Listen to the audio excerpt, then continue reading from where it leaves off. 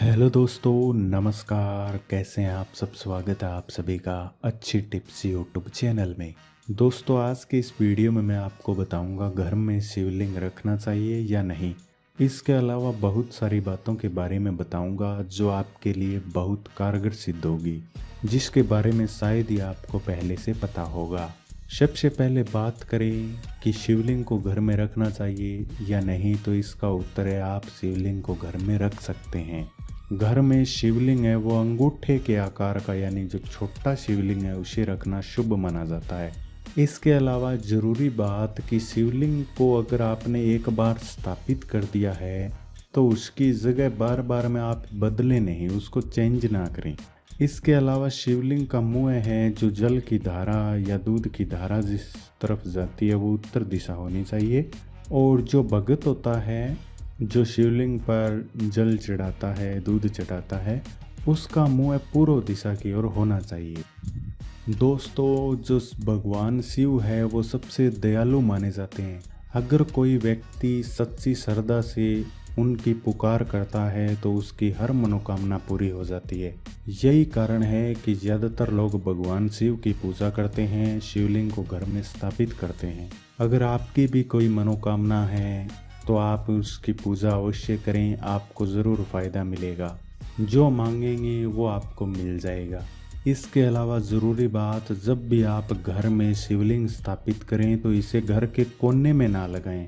कोने में अगर आप इसे स्थापित करेंगे तो इसे अच्छा नहीं माना जाता। इससे भगवान शिव गुस्सा हो सकते हैं, क्रोधित हो सकते हैं, जिससे आपके जीवन में गलत प्रभाव पड़ सकता है। इसके अलावा सबसे ज़रूरी बात कि शिवलिंग को अगर आप स्थापित कर रहे हैं तो इसे अकेला ना रहने दें। इसके पास में आप माता पार्वती और गणेश जी की मूर्ति भी रखें, और शिवलिंग पर भूलकर भी तुलसी की जो पत्तियां होती है उसे नहीं चढ़ाना चाहिए।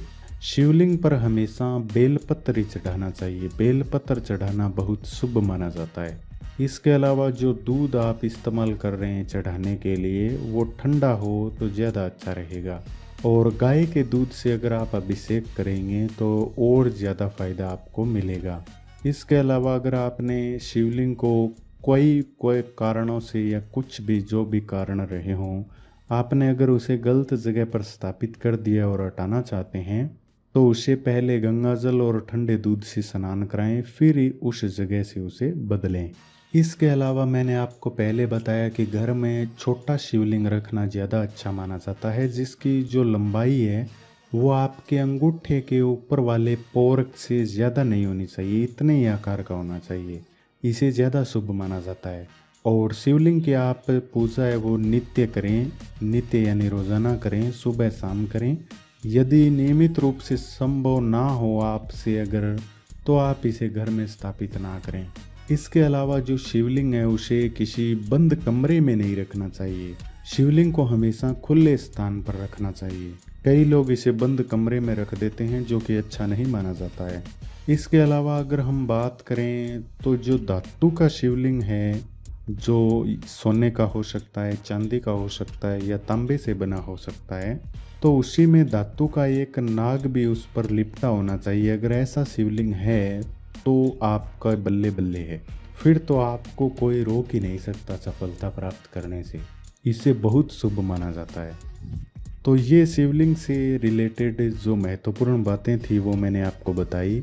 और शिवलिंग अगर आप पत्थर का स्थापित कर रहे हैं तो जो नर्मदा नदी का पत्थर होता है ना, उससे बना हुआ शिवलिंग अगर आप घर में लाएंगे तो इसे बहुत शुभकारी माना जाता है। इसके अलावा अगर आपका कोई प्रश्न है, आप कुछ पूछना चाहते हैं, तो वीडियो के नीचे कमेंट कर सकते हैं। वीडियो देखने के लिए आपका बहुत बहुत धन्यवाद।